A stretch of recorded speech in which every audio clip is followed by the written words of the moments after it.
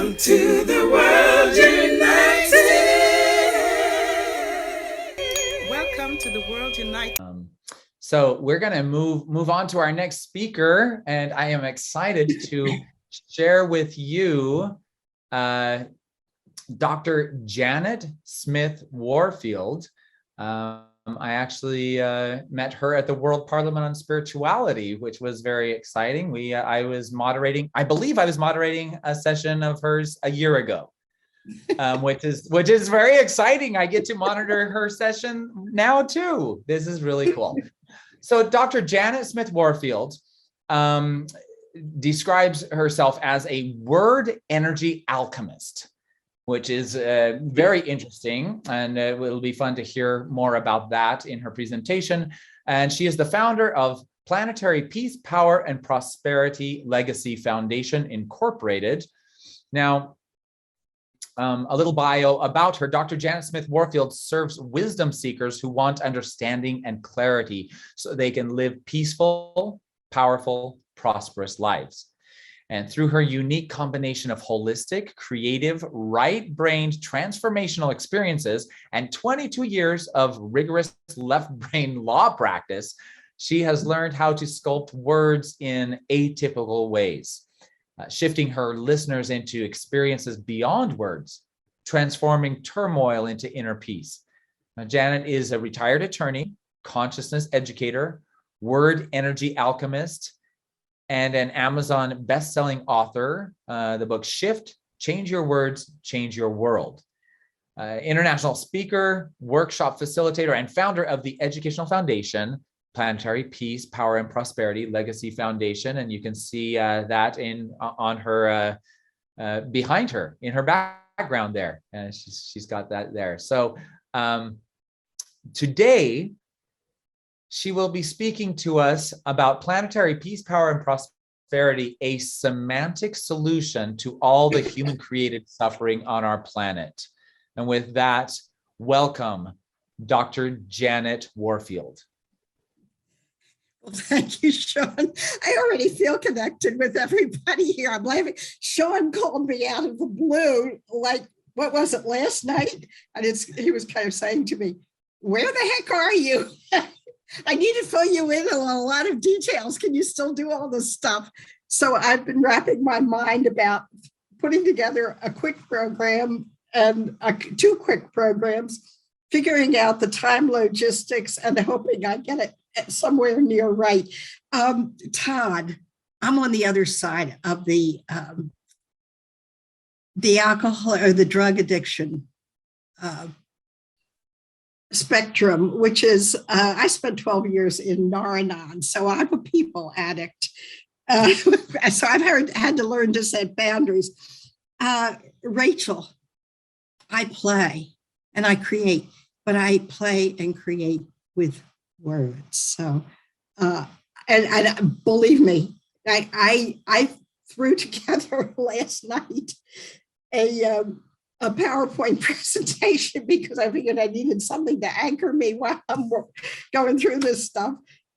So I would like to share my screen if I can work my way through the logistical labyrinths, which I always find to be challenging. Oh, it looks as if it might actually work. Let's see. Can you see my screen? Yes, indeed. Okay, thank you. Okay, and let's see, I've got to move all of us out of the way so I can read what's on the screen.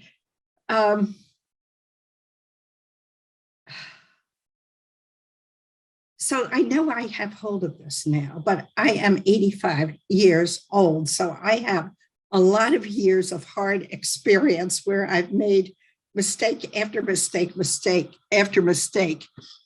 And once you do it wrong, then you learn to do it right. That's about all I can say. So you keep playing and experimenting and exploring until everything comes together. All the pieces of the human truth puzzle come together. Can you see? Ooh, looks as if my screen, let me see. I got to go through some logistics here.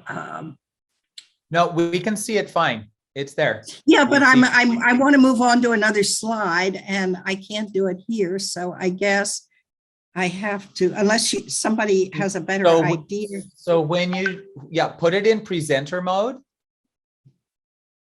And then share. Yep. And then How do I put it in presenter mode? So you should be able to see that down on the bottom, I believe, of the PowerPoint. It has a little screen there. You click and it makes it go into presenter mode, so you can switch. Or you can leave it the way it was and just use your down arrows and switch screens like that. Okay, I'm going to have to go into my PowerPoint then and get out of the Zoom screen, I believe. No, you can stay in the Zoom and open your PowerPoint. Can you see a new? No, you have to share the screen for us to see. Right. You came out of share screen. I'm glad you're there to give me instructions, Sean. I'm just laughing here. No worries. Okay. We saw what you were sharing, and then if you, now it's gone to the next one. Okay. And if yeah, you can either. I will be quiet and listen. No, if you just click on the next one down, so you're on number 2 now, and when you want to move on, just click 3, and then we'll see it. We should be able to. Well, that works when I'm in PowerPoint, but I'm not sure it works when I'm in Zoom. Anyway, let's get through this slide because I am hitting the tip of the iceberg here. Who created words? We humans created words. So words are a human construct, but words have energetic impact and emotional impact. So, and they are not the word in Christianity or the Tao or Nirvana or eternity or God, because all those words are placeholders.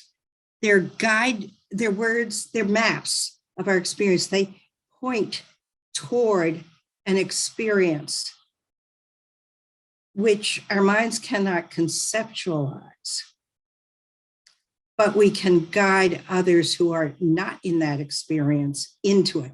And that's a lot of the creativity. I just said, I'm reading now, human created words are placeholders for an energy or a beingness, or I like to use the words living, breathing energy. But you can't conceptualize it. I am, of course, doing that as I use those words, but for me, it's a map of the experience, some of the experiences that I personally have. So, Buddhists would say words are fingers pointing at the moon. They are not the moon. So talking about the moon is different from being out in this beautiful space in Boulder, Colorado, actually watching a full moon rise. So let me see if I can now move to the next. Oh, hey.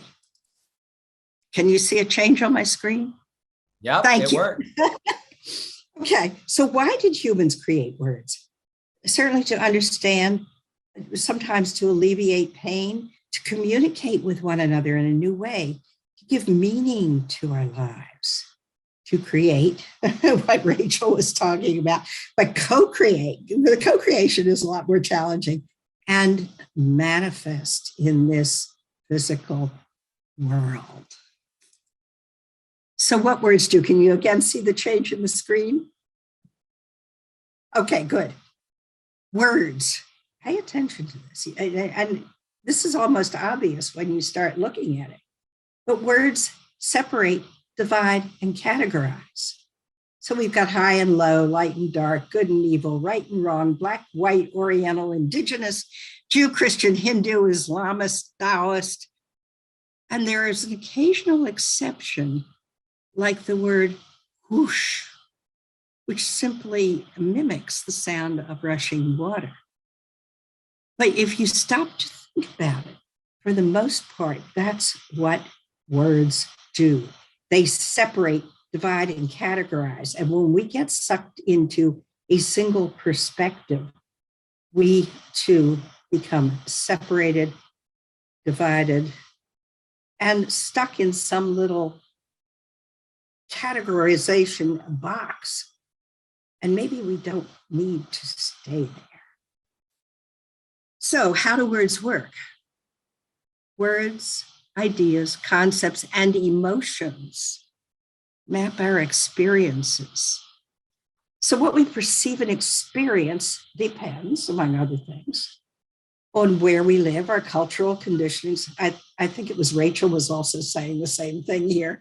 Education, expectations, and conscious and unconscious intentions. If you look at the Buddhist Eightfold Path, you'll see that right intention is one of those paths. So we can't see our unconscious intentions. We're only aware of our conscious intentions. And ultimately, each one of us is unique. And each one of us sees from a unique perspective. So each one of us needs to find that beingness is the word I'm going to use, or that soul, or that authentic being, or the gift that you are to offer to the world. And then stand up against all the forces out there that are different, that want to make you think that you are less than you are. So, you may or may not have heard of Alfred Korzybski, but he is and Sean, I'm going to ask you to help me keep track of time here, because right now I've got this on full screen and I don't know how to get out of it at the moment. So I have no idea. You have about 5 more minutes. Okay, thanks. I got to move fairly fast then. So Alfred Korzybski, he's famous for this saying, the map is not the territory. And I like to elaborate on that. I like to create from that point, Rachel, which is the words are not the experience, just like that picture of the full moon out in Boulder, Colorado. Talking about it is not the same as being there and just marveling over it. The menu is not the food you eat. And looking at a map of the west coast of Florida is not the same as driving north on Interstate 75 and breathing in the beautiful bougainvillea, delighting in the swaying palms, or basking in a spectacular sunset. All of these are free. This is part of the prosperity that is available to each and every one of us.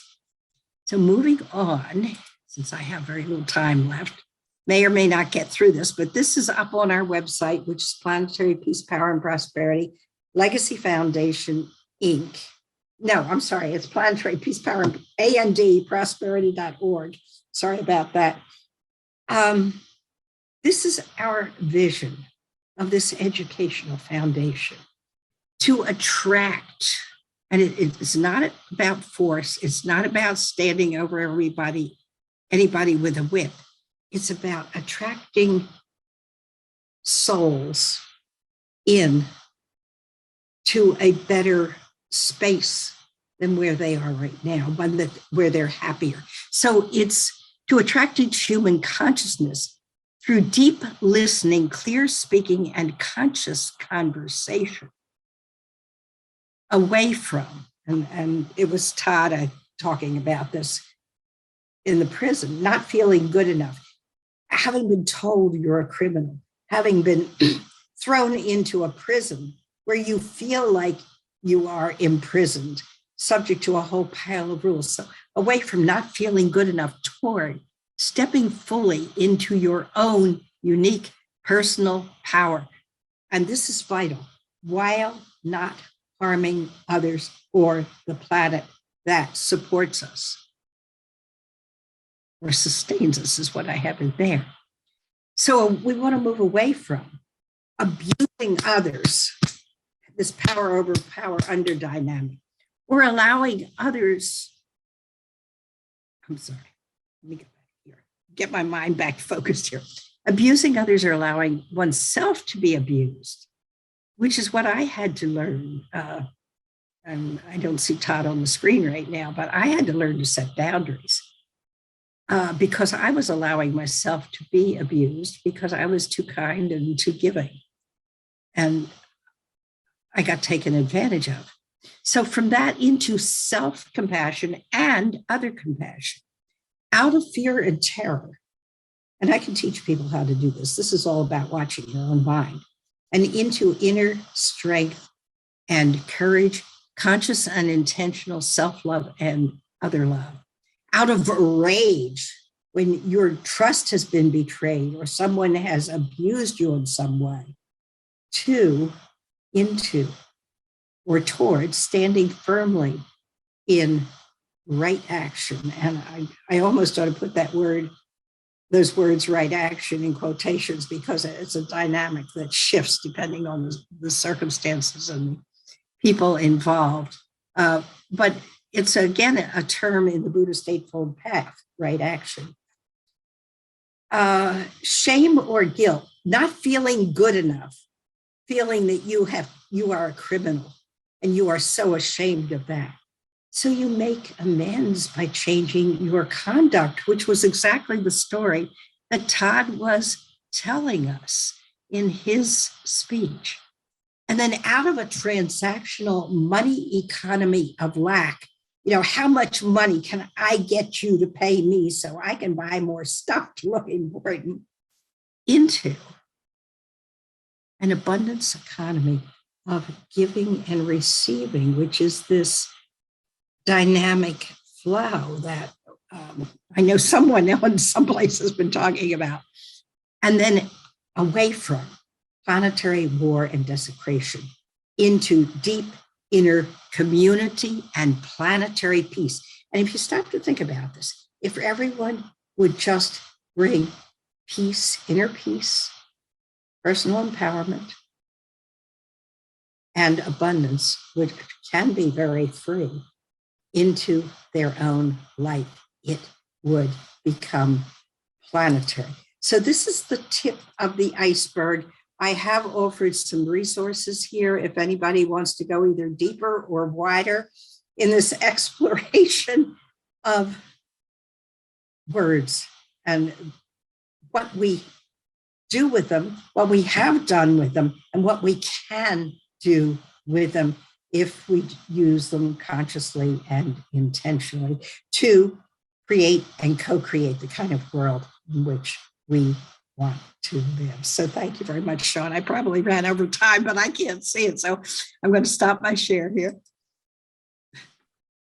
Oh, Janet, that was beautiful, and opened my eyes, my ears to my heart to ideas that I hadn't thought about before. So thank you. And yeah, I love that your website is word sculptures. That's beautiful, and how we communicate and where that all came from. So yeah, obviously education is all about that communication, and we'll dive more into that in the panel. Thank you. Beautiful, beautiful. And if I may just say one more thing here, Sean. Yeah. I am only going to have a little time in the panel because I'm giving a workshop at You'll be fine. Your workshop isn't until 3, I believe, or 4. Sorry. No, it's 2 Pacific time, which I had to translate into 5 Pacific time, which gives me about a little over 20 minutes to start the workshop. So my time is limited in terms of being part of that works. That works. Okay.